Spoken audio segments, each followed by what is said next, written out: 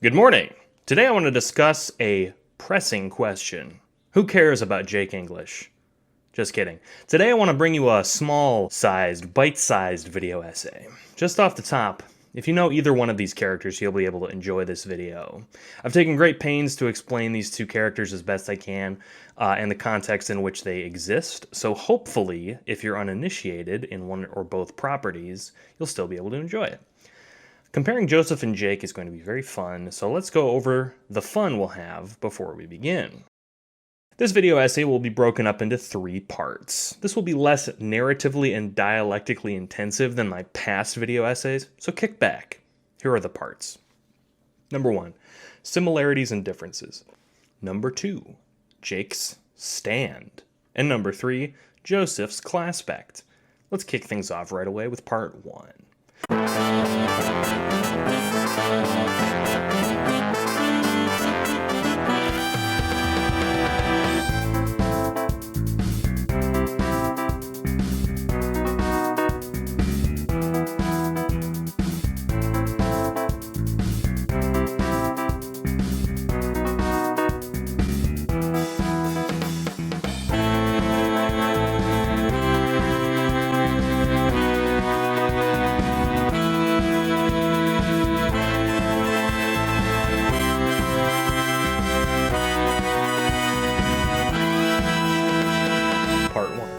Similarities and differences. Jake English and Joseph Joestar both feature in respectively convoluted series. Jake English comes from Homestuck. He's a boy adventurer who lives on a deserted island raised by his grandmother.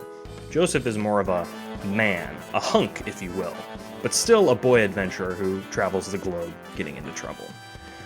We also see versions of both characters at different ages, and these respective ages occur in different arcs of the story, recontextualizing them in their arcs.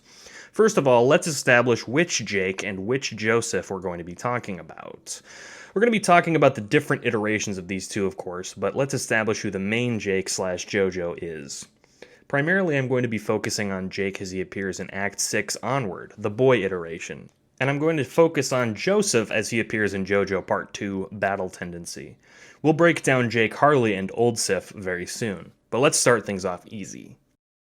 Disposition. Jake and Joseph both embody a hopeful, reckless attitude. They're both prone to bouts of determination, and they both pride themselves on their physique. Jake and Joseph also share a passion for exploring, invoking Indiana Jones or Lara Croft. Where Joseph is more the globe-trotting type, Jake is sequestered on his island, though later iterations do get mighty globe-trotty. Joseph is obviously significantly more beefy than Jake, but Jake is no slouch when it comes to grit. A lot of people make fun of him for being a weenie, but he did single-handedly survive on an island for most of his life, and later, on his planet, he certainly holds his own with Dirk. Being a quote-unquote weenie also leads Jake to be underestimated, and while Joseph is not underestimated by the reader, he is underestimated by many of his foes. Jake and Joseph are both raised by a stern grandmother. Joseph has more time to spend with Granny Erina than Jake has to spend with Jade English, but they clearly have a positive effect on their respective grandsons' upbringings. While Jake and JoJo are both brave and adventurous, they have a reputation for not being very smart in a specific way. Joseph is shown to be very smart, able to predict enemies' lines before they occur, and Jake is very clearly adept at puzzles and survival.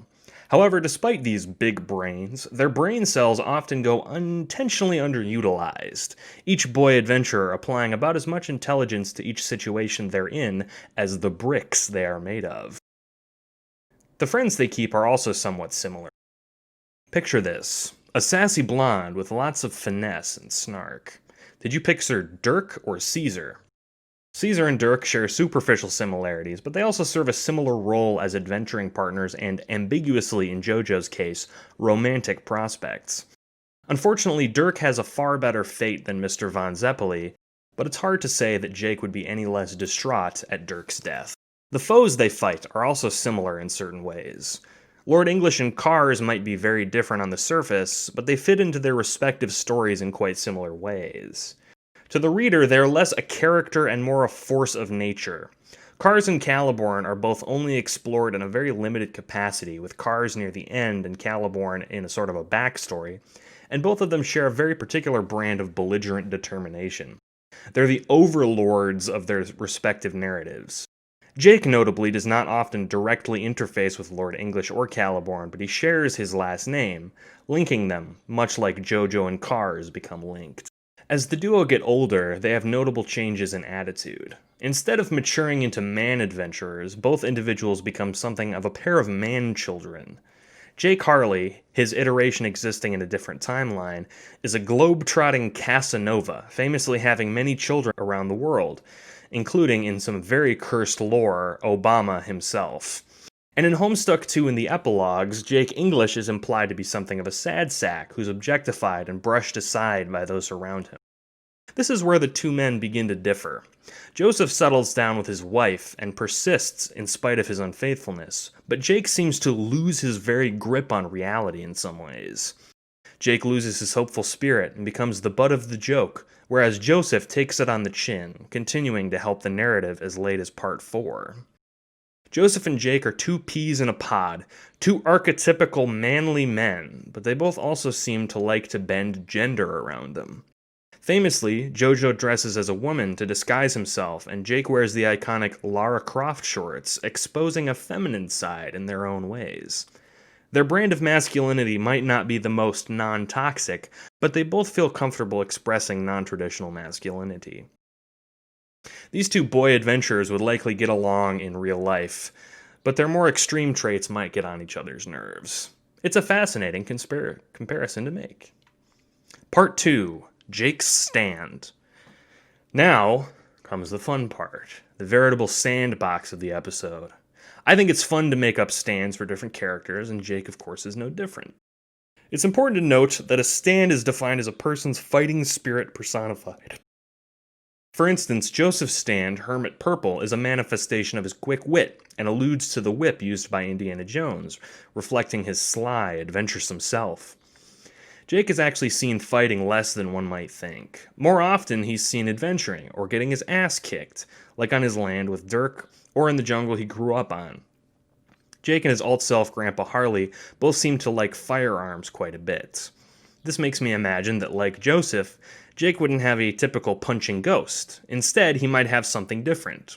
Like Whole Horse or Mista, he might have a stand that gives him dominion over firearms. Also, to invoke the Lara Croft and video game inspiration, Jake might have the ability to switch between an inventory of different stand guns to use in different situations. Like Whole Horse's gun, they would be stand guns, invisible to people who can't see stands, bound to Jake himself. They wouldn't be able to curve bullets like Whole Horse, and many of them would likely be utility tools like grappling hooks and harpoons that are just sort of shaped like guns. They could also have ammunition that's dependent on how energetic Jake is, each bullet taking some of his strength to fire. This reflects his love of firearms, his adaptability, and his belief in his own vigor and man grit. It also reflects the aspect of hope, as many of the action heroes that Jake looks up to in his movie posters also wield fanciful firearms. Now, of course, the two most fun parts of stand creation are the namesake and the stats. I think Green Day's 21 Guns is appropriate as a song because it signifies that Jake literally might have multitudes of guns, but it's also symbolic in many ways. This is kind of a deep dive, but let's look at some of the lyrics. Verse 1. Do you know what's worth fighting for when it's not worth dying for? Does it take your breath away and you feel yourself suffocating? This lyric parallels Jake's relationship with June, who is a hero of breath, as Jake is also June's genetic father and inherits June's role in the story in some capacity. He is one of the central figures in the story, breath representing the narrative in Homestuck. Suffocation implies that because he feels he's not as in control as he'd like to be. Chorus.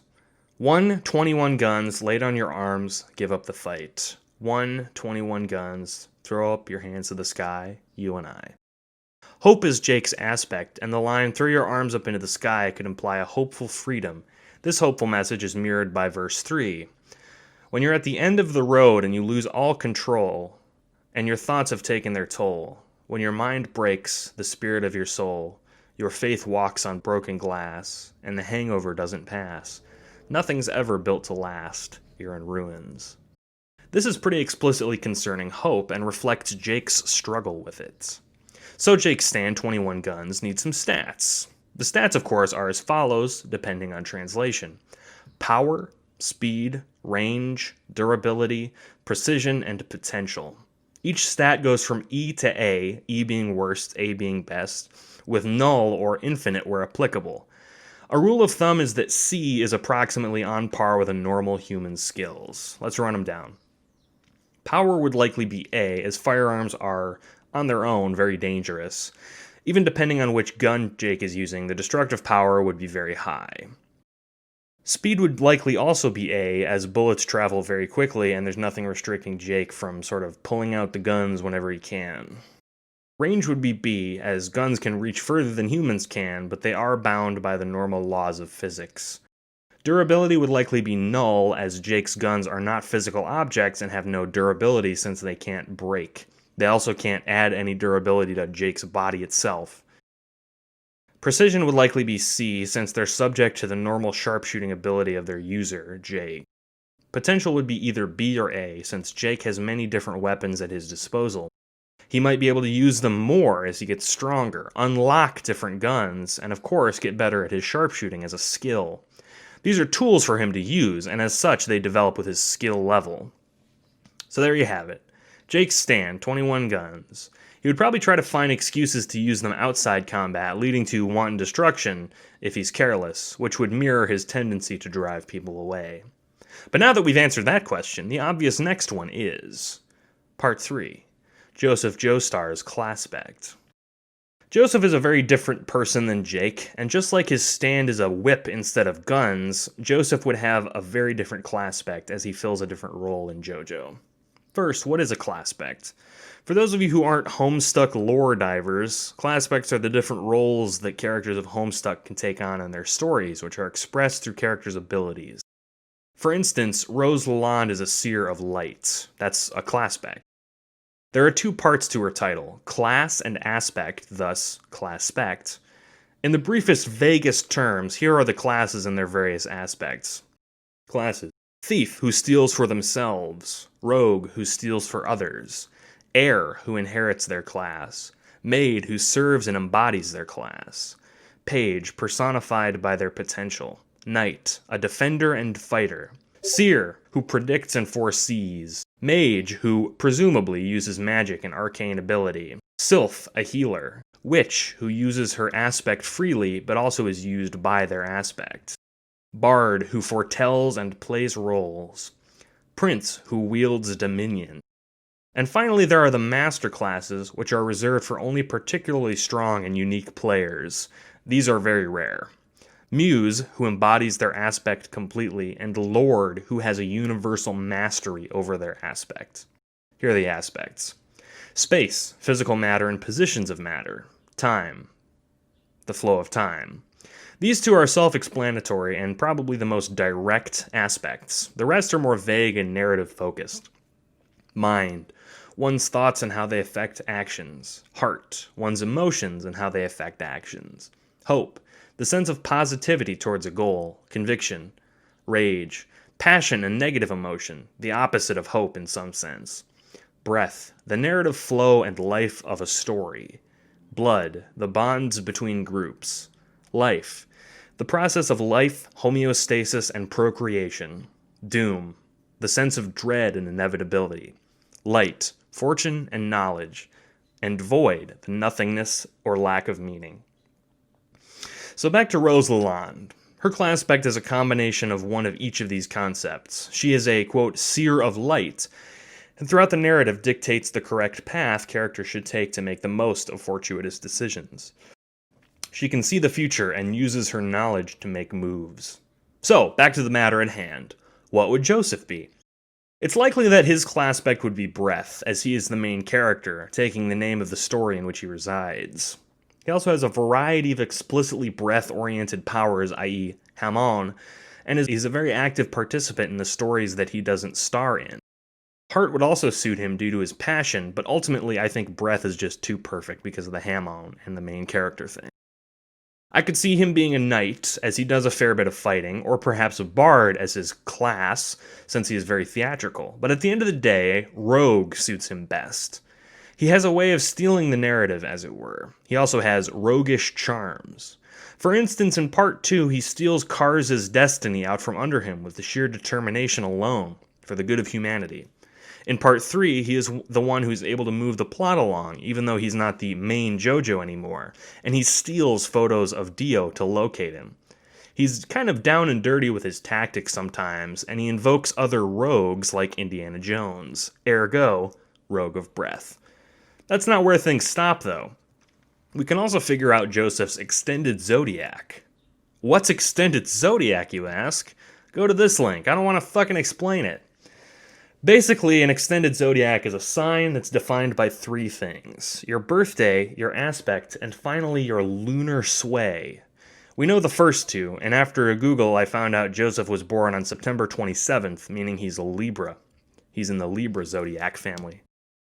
Next, we established he's a breath player, meaning he's either a Libus or a Liban, depending on if he's a Durs or Prospect dreamer. What those things mean is frankly too much to get into in this video, so let's just read Izad's description. Prospect. Marked by flexible optimism, the personalities of prospect dreamers are reactive and intuitive. They naturally exist in the present, rather than look to the future or obsess over the past. Durs. Durs dreamers have personalities marked by a distinct and relentless skepticism. Whenever their waking circumstances, chances are they will live in a state of dissatisfaction. I don't know about you guys, but JoJo seems more prospect than Durs. Ergo, Joseph Joestar is a Libus, sign of the vibrant, rogue of breath. That suits him pretty well. Part 4, summary. That was fun, taking apart two Adventure Boys. Sometimes analysis can be for fun, I think. I love these two himbos, and you should too. And if you have anything to add, I read all the comments, so please post something. I love discussion like that, so if you like this video, go ahead and bash the subscribe button and totally obliterate the like thumb. Follow me on Twitter if that's the kind of sick shit you're into, and keep an eye on my future project. I love doing this type of video. Unique sort of character and media analysis is right up my alley, so if you have any ideas, please let me know. If there are any characters you want me to take apart, leave a comment. Like I said, I read them all. I love She-Ra, Homestuck, JoJo, The Works, anything that is like any gay media, really.